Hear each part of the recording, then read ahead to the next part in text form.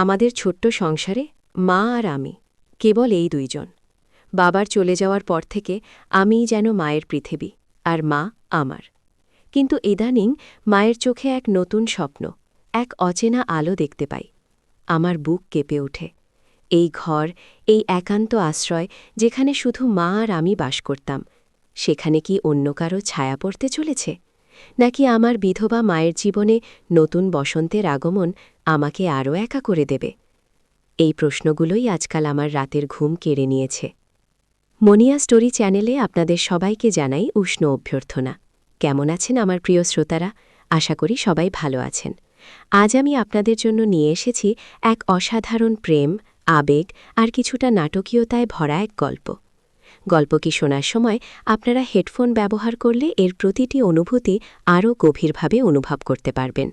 আর গল্পটি ভালো লাগলে অবশ্যই আমাদের চ্যানেলটি সাবস্ক্রাইব করে পাশে থাকবেন। আমার নাম আরিফ।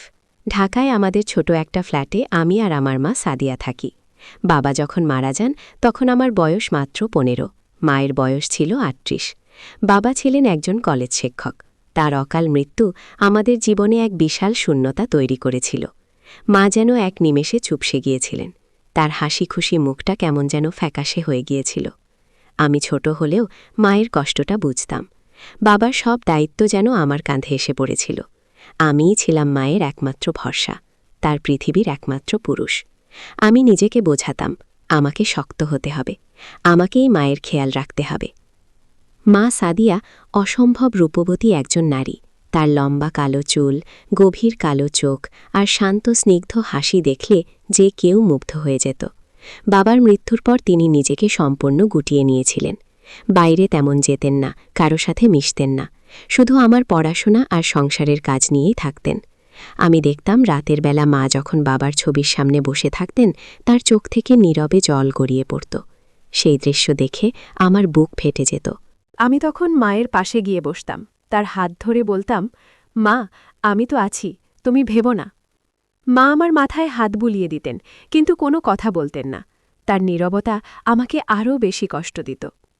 আমার বয়স এখন 22। আমি ঢাকা বিশ্ববিদ্যালয়ে পড়ি, শেষ বর্ষে। পড়াশোনার পাশাপাশি একটা পার্ট টাইম টিউশনিও করি। মায়ের মুখে হাসি ফোটাতে আমার চেষ্টার কোনো কমতি ছিল না। আমি তাকে নানাভাবে খুশি করার চেষ্টা করতাম। তার পছন্দের খাবার রান্না করতাম, কখনো কখনো তাকে জোর করে বাইরে বেড়াতে নিয়ে যেতাম। মা হাসতেন, কিন্তু সেই হাসিতে যেন এক গভীর বিষাদের ছায়া লেগে থাকত। আমাদের এই ছোট্ট ফ্ল্যাটটি ছিল আমাদের পৃথিবী। সকাল থেকে রাত পর্যন্ত মা আর আমিই কেবল এখানে। আমাদের দিনগুলো কাটত এক অদ্ভুত নীরবতায়, এক গভীর অনুভূতির বাঁধনে। আমি মাকে ছাড়া আর কিছু ভাবতে পারতাম না। আমার সব স্বপ্ন, সব ভাবনা মাকে ঘিরেই। আমি প্রতিজ্ঞা করেছিলাম মাকে আর কোনো কষ্ট পেতে দেব না। মাস কয়েক আগের কথা, মা একটি এনজিওতে কাজ করা শুরু করলেন। প্রথমে আমি একটু চিন্তিত ছিলাম। মা তো কখনো বাইরে তেমন কাজ করেননি, কিন্তু তিনি বোঝালেন বাড়িতে একা থাকতে থাকতে তার নাকি হাঁফ ধরে যাচ্ছে। আমিও মায়ের মন ভালো হবে ভেবে সম্মতি দিলাম। এনজিওর কাজটা ছিল মূলত দুস্থ মহিলাদের নিয়ে কাজ করা। মা বেশ উৎসাহ নিয়েই কাজ শুরু করলেন। প্রথম প্রথম আমি তেমন কিছু বুঝতে পারিনি, কিন্তু ধীরে ধীরে লক্ষ্য করলাম মায়ের পরিবর্তন। তিনি যেন একটু একটু করে সজীব হয়ে উঠছেন। তার মুখে হাসি ফুটছে, যা আগে ছিল না। চুলগুলো আরেকটু যত্ন করে বাঁধছেন, শাড়ি পরার ধরনেও যেন এক নতুন সজীবতা। আমি মনে মনে খুশি হলাম। ভাবলাম, যাক, মা হয়তো তার কষ্টগুলো ভুলতে পারছেন। একদিন সন্ধ্যায় আমি টিউশনি থেকে ফিরলাম। ফ্ল্যাটের দরজায় ধাক্কা দিতেই মা দরজা খুলে দিলেন। তার মুখে এক ঝলমলে হাসি। আরিফ, আয় বাবা, তোর জন্য আজ তোর প্রিয় ইলিশ পোলাও রান্না করেছি। মায়ের এমন স্বতঃস্ফূর্ত হাসি দেখে আমার মনটা ভরে গেল। কিন্তু তখনই আমার চোখ গেল ড্রয়িং রুমে রাখা একটি নতুন ফুলের তোড়ার দিকে। কে দিল এই ফুল? আমাদের বাড়িতে তো সচরাচর কেউ আসে না। আমি প্রশ্ন করলাম, মা, ফুল কে দিয়েছে? মা একটু ইতস্তত করে বললেন, ও, ওটা ওটা তানভীর সাহেব দিয়েছেন। উনি আমার অফিসের সহকর্মী। আজ একটা মিটিং ছিল, তাই আসতে একটু দেরি হয়েছে। তিনি পথেই ফুলটা কিনে এনেছিলেন।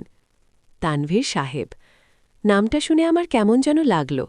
এই প্রথম মায়ের মুখে একজন পুরুষ সহকর্মীর নাম শুনলাম। আমার মনের গভীরে এক অজানা অস্বস্তি দানা বাঁধতে শুরু করল। পরের কয়েক সপ্তাহে তানভীর সাহেবের নামটা প্রায়ই মায়ের মুখে শুনতে পেলাম। তানভীর সাহেব খুব ভালো মানুষ। তানভীর সাহেব অনেক সাহায্য করেন। তানভীর সাহেব আজ আমাদের সাথে লাঞ্চ করেছিলেন। আমি সব শুনতাম, কিন্তু মনে মনে একটা অদ্ভুত যন্ত্রণা অনুভব করতাম। আমার মনে হতো আমাদের একান্ত জগতে তৃতীয় একজন ঢুকে পড়ছে। আমার মায়ের হাসি, যা শুধু আমার জন্য ছিল, তা যেন এখন অন্য কারোর সাথে ভাগ হয়ে যাচ্ছে। একদিন দুপুরে আমি কলেজ থেকে তাড়াতাড়ি ফিরেছিলাম। ফ্ল্যাটের দরজার বাইরে থেকেই কিছু কথা শুনতে পেলাম। ভিতরে তানভীর সাহেব। আমার বুকের ভেতরটা ধক করে উঠল। আমি দরজা না ঠেলে চুপচাপ দাঁড়িয়ে রইলাম। ভেতরে মায়ের হাসির শব্দ। তানভীর সাহেব, আপনি এত কষ্ট করলেন কেন? আমি তো নিজেই যেতে পারতাম। পুরুষ কণ্ঠটি বলল, কষ্ট কিসের সাদিয়া? তোমার জন্য একটু কষ্ট করলে কি আর কিছু হয়? আর তোমার হাসি দেখার জন্য তো আমি সব কষ্ট হাসি মুখে মেনে নেব। এই কথাটা শুনে আমার শরীর হিম হয়ে গেল। আমার মা, তার হাসির জন্য অন্য একজন পুরুষ এত কিছু করছে? আমার মাথার ভেতরটা কেমন যেন এলোমেলো হয়ে গেল। আমি দ্রুত নিঃশব্দে ফ্ল্যাটে ঢুকলাম। ড্রয়িং রুমে দেখলাম মা আর তানভীর সাহেব সোফায় বসে চা খাচ্ছেন। তানভীর সাহেব দেখতে বেশ সুদর্শন, বয়স 40-এর কোঠায় হবে, পরিপাটি পোশাক, চোখে একটা তীক্ষ্ণ বুদ্ধির ছাপ। আমাকে দেখে মা কিছুটা অপ্রস্তুত হলেন। আরিফ, তুই কখন এলি? তানভীর সাহেব, ইনি আমার ছেলে আরিফ। সাহেব হাসি মুখে আমার দিকে হাত বাড়ালেন। আরিফ, কেমন আছো? তোমার কথা অনেক শুনেছি তোমার মায়ের কাছে। আমি অনিচ্ছায় তার সাথে হাত মেলালাম। তার হাসিটা আমার কাছে কেমন যেন কৃত্রিম মনে হল। আমার সমস্ত অস্তিত্ব জুড়ে এক অজানা ভয়ের শীতল স্রোত বয়ে গেল। সেই দিন থেকে আমার রাতের ঘুম আরও কমে গেল। আমি মাকে দেখতাম। তার চোখে এক নতুন ঔজ্জ্বল্য, তার মুখে এক নতুন লাবণ্য। তিনি যখন সাজতেন তখন তার রূপ যেন আরও বেশি ঝলমল করত। আমি জানি মা একজন নারী, তার জীবনে ভালোবাসার প্রয়োজন আছে, কিন্তু এই ভালোবাসার মানুষটা কেন আমার বাবার মতো নয়, কেন অন্য একজন? আমার মন মানতে পারছিল না। আমার কাছে মনে হতো মা যেন আমাকে ছেড়ে দূরে চলে যাচ্ছেন। আমাদের সেই একান্ত সম্পর্ক, যা শুধু মা আর আমি বাসায় একাই অনুভব করতাম, তা যেন ভেঙে যাচ্ছে। আমি প্রায়ই দেখতাম মা তার মোবাইল ফোন নিয়ে হাসছেন, হয়তো তানভীর সাহেবের সাথে কথা বলছেন। আমার মনে হতো মা আমার থেকে কিছু লুকাচ্ছেন। এই ভাবনাটা আমাকে কুড়ে কুড়ে খাচ্ছিল। আমি মাকে ভালোবাসি, তার সুখ চাই, কিন্তু আমার ভেতরের শিশুসুলভ সত্তাটা কিছুতেই মানতে পারছিল না যে আমার মায়ের জীবনে অন্য একজন পুরুষ আসবে। একদিন সন্ধ্যায় আমি আর মা রাতের খাবার খাচ্ছিলাম। মা হঠাৎ করে বললেন, আরিফ, আমি তোমাকে একটা কথা বলতে চাই। আমার বুকটা ধুক করে উঠল। আমি বুঝতে পারছিলাম মা কী বলতে চলেছেন। তানভীর সাহেব, তিনি আমাকে বিয়ের প্রস্তাব দিয়েছেন। মা মাথা নিচু করে বললেন। আমার হাত থেকে চামচটা পড়ে গেল। বিয়ে? আমার গলা দিয়ে স্বর বের হল না। মা আমার দিকে তাকালেন। তার চোখে এক মিশ্র অনুভূতি, আশা, ভয় আর আমার প্রতি এক গভীর ভালোবাসা। হ্যাঁ আরিফ, আমি অনেক ভেবেছি। বাবার চলে যাওয়ার পর আমি একা ছিলাম। আমার জীবনটা যেন থমকে গিয়েছিল। তানভীর সাহেব খুব ভালো মানুষ। তিনি আমাকে বোঝেন, আমার খেয়াল রাখেন। তিনি বলেছেন তিনি তোমাকে নিজের ছেলের মতোই দেখবেন। আমি উঠে দাঁড়ালাম। নিজের ছেলের মতো? আমার বাবা আছে মা, আমার বাবা তুমি। তুমি আর আমিই তো ছিলাম। আমার গলা কাঁপছিল। মাও উঠে দাঁড়ালেন। আরিফ, তুমি আমাকে ভুল বুঝো না। আমি তোমাকে ছেড়ে কোথাও যাচ্ছি না। তুমিই আমার সব। কিন্তু কিন্তু কি মা? কিন্তু তুমি অন্য কারো সাথে সংসার করতে চাও? আমাকে একা রেখে দিতে চাও? আমার চোখ দিয়ে জল গড়িয়ে পড়ল। আমি নিজেকে সামলাতে পারছিলাম না। মা আমার কাছে এসে আমার হাত ধরলেন। আরিফ, তুমি একা হবে না। তানভীর সাহেব বলেছেন আমরা সবাই একসাথে থাকব। তিনি তোমাকে খুব পছন্দ করেন। আমি মায়ের হাত ছাড়িয়ে নিলাম। আমি এটা মানতে পারবো না মা। তুমি শুধু আমার। তুমি অন্য কারো সাথে সংসার করবে, আমি এটা দেখতে পারবো না। আমাদের এই ঘরে অন্য কারো জায়গা নেই। আমি দৌড়ে আমার ঘরে চলে গেলাম এবং দরজা বন্ধ করে দিলাম। আমার ভেতরটা যেন ভেঙে চুরমার হয়ে গিয়েছিল। আমার মা, আমার একমাত্র মা, যাকে আমি নিজের জীবনের চেয়েও বেশি ভালোবাসি, তিনি আমাকে ছেলে অন্য কারো সাথে নতুন জীবন শুরু করতে চান। আমার পৃথিবী যেন দুলে উঠল। আমি সারা রাত ঘুমাতে পারিনি। আমার মনে হচ্ছিল আমি যেন আমার মাকে হারাতে বসেছি। আমার মন বলছিল তানভীর সাহেব হয়তো আমার মাকে ভুল বোঝানোর চেষ্টা করছেন। হয়তো তিনি মায়ের টাকার জন্য বা অন্য কোনো খারাপ উদ্দেশ্যে এটা করছেন। এই সব ভাবনা আমার মাথায় ঘুরপাক খাচ্ছিল। পরের দিন সকালে আমি কলেজ গেলাম না। মা আমার ঘরে এসে অনেকবার ডেকেছেন, কিন্তু আমি দরজা খুলিনি। দুপুরে মা এসে দরজার বাইরে খাবারের প্লেট রেখে গেলেন। আমি জানি মা কতটা কষ্ট পাচ্ছেন, কিন্তু আমি নিজেকে বোঝাতে পারছিলাম না। আমি মাকে এতটা ভালোবাসি যে অন্য কারো সাথে তাকে ভাগ করে নিতে পারছি না। 2 দিন পর মা আবার আমার ঘরে এলেন। এবার তার চোখে জল। আরিফ, তুই কি আমাকে আর ভালোবাসিস না? তুই কি চাস না আমি ভালো থাকি? মায়ের কান্না দেখে আমার বুকটা ছিঁড়ে যাচ্ছিল। আমি দরজা খুললাম। মা আমার সামনে এসে দাঁড়ালেন। তার মুখ কেমন ফ্যাকাশে হয়ে গেছে। মা, আমি তোমাকে ভালোবাসি। আমি চাই তুমি ভালো থাকো। কিন্তু আমি জানি না কেন আমি এটা মেনে নিতে পারছি না। আমার মনে হয় তুমি আমাকে ভুলে যাবে। আমাদের এই ঘর, আমাদের এই সম্পর্ক সব যেন বদলে যাবে। মা আমাকে জড়িয়ে ধরলেন। পাগর ছেলে আমার, তুই আমার একমাত্র সন্তান। আমি কি কখনো তোকে ভুলতে পারি? তোর বাবা চলে যাওয়ার পর তুই তো আমার বেঁচে থাকার কারণ। তানবীর সাহিব আমার জীবনে এসেছেন ঠিকই, কিন্তু তোর জায়গা তিনি কখনো নিতে পারবেন না। তিনি আমাকে শুধু একজন সঙ্গী দিতে চান, যিনি আমার পাশে থাকবেন, আমার কষ্টগুলো ভাগ করে নেবেন। তুই আমাকে বোঝ আরিফ, আমিও তো মানুষ, আমারও তো একজন সঙ্গীর প্রয়োজন। মায়ের কথাগুলো শুনে আমার ভেতরের বরফ যেন একটু একটু করে গলতে শুরু করল। মায়ের কষ্টটা আমি অনুভব করতে পারছিলাম। বাবার মৃত্যুর পর থেকে তিনি নিজেকে কতটা নিঃসঙ্গ করে রেখেছিলেন। আমার বয়স 22, আমি হয়তো একদিন নিজের জীবন নিয়ে ব্যস্ত হয়ে যাব। তখন মা একা হয়ে যাবেন। আমার বাবাও তো চাইতেন মা যেন সুখী হন। মা আমাকে নিয়ে ড্রয়িং রুমে বসলেন। জানি শারিফ, তানভীর সাহেব তোর সম্পর্কে সব শুনেছেন। তিনি বলেছেন তুই একজন খুব ভালো ছেলে। তিনি চান না যে আমাদের এই সম্পর্ক, তোর সাথে আমার সম্পর্কে কোনো প্রভাব ফেলুক। তিনি তোর সাথে কথা বলতে চান। তুই কি রাজি হবি? আমি চুপ করে রইলাম। মাকে কষ্ট দিতে আমার খুব খারাপ লাগছিল। আরিফ, আমি জানি এটা তোর জন্য কঠিন, কিন্তু তুই একবার ভেবে দেখ, আমি তোকে ছাড়া অন্য কোনো সিদ্ধান্ত নেব না। তোর সম্মতি ছাড়া আমি কিছু করতে পারব না। মায়ের এই কথাগুলো আমাকে নাড়িয়ে দিল। মা আমার জন্য তার নিজের সুখও বিসর্জন দিতে রাজি।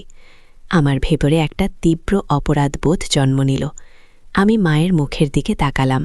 তার চোখে এক গভীর আশা। আমি দীর্ঘশ্বাস ফেলে বললাম, ঠিক আছে মা, আমি তার সাথে কথা বলবো। মায়ের চোখে এক ঝলক আনন্দ খেলে গেল। তিনি আমাকে জড়িয়ে ধরে কপালে চুমু খেলেন। পরের দিন সন্ধ্যায় তানভীর সাহেব আমাদের ফ্ল্যাটে এলেন। আমি তাকে ড্রয়িং রুমে বসতে বললাম। মা চা আর স্ন্যাক্স নিয়ে এলেন। পরিবেশটা বেশ থমথমে। মা আমাদের দুজনকে একা রেখে রান্নাঘরে চলে গেলেন। তানভীর সাহেব আমার দিকে তাকিয়ে হাসলেন। আরিফ, আমি জানি তুমি আমার উপর কিছুটা অসন্তুষ্ট। এটা স্বাভাবিক।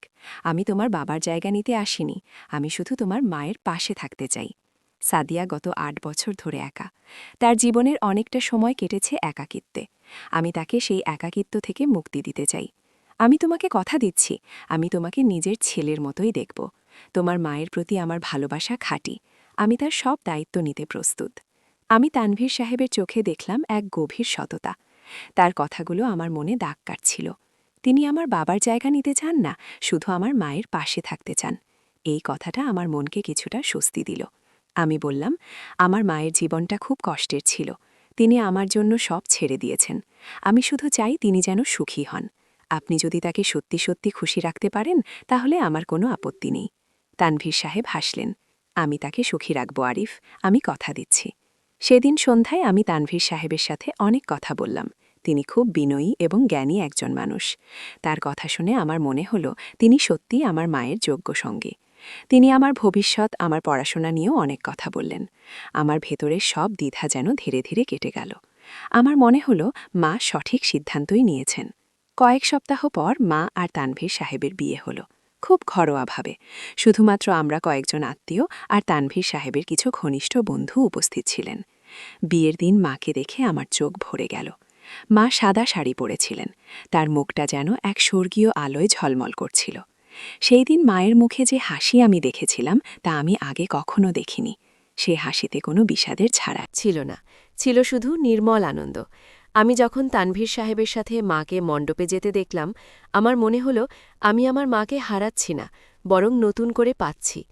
আমি বুঝতে পারলাম আমার মায়েরও একজন সঙ্গীর প্রয়োজন ছিল। আমার ভালোবাসা হয়তো মায়ের জীবনের শূন্যতা পূরণ করতে পারেনি, কিন্তু তানভীর সাহেবের ভালোবাসা তা পূরণ করতে পারবে। বিয়ের পর তানভীর সাহেব আমাদের ফ্ল্যাটেই থাকতে শুরু করলেন। আমাদের ছোট্ট ফ্ল্যাটটি এখন আর কেবল মা আর আমার নয়, এখন আমাদের পরিবারের নতুন একজন সদস্য এসেছেন। প্রথম প্রথম আমার একটু অস্বস্তি হতো, আমাদের একান্ত জগৎটা এখন আর একান্ত নেই। কিন্তু তানভীর সাহেব এত ভালো মানুষ যে তিনি খুব দ্রুতই আমাদের সাথে মিশে গেলেন। তিনি আমাকে বন্ধুর মতো বোঝেন, আমার পড়াশোনায় সাহায্য করেন, আর মায়ের প্রতি তার ভালোবাসা দেখে আমার মনটা ভরে যায়। আজ আমি যখন মা আর তানভীর সাহেবকে একসাথে হাসতে দেখি, তখন আমার মনটা আনন্দে ভরে ওঠে। মা এখন আর সেই বিষণ্ণ সাদিয়া নন, তিনি এখন এক নতুন সাদিয়া, যিনি জীবনকে নতুন করে উপভোগ করছেন। আমি বুঝতে পেরেছি, ভালোবাসা মানে শুধু নিজের কাছে আগলে রাখা নয়, ভালোবাসা মানে প্রিয়জনের সুখের জন্য নিজের ভালো লাগাকে বিসর্জন দেওয়া। আমাদের সেই পুরনো ফ্ল্যাটটি এখনও আছে, কিন্তু এখন আর আমরা মা আর আমি বাসায় একাই নই।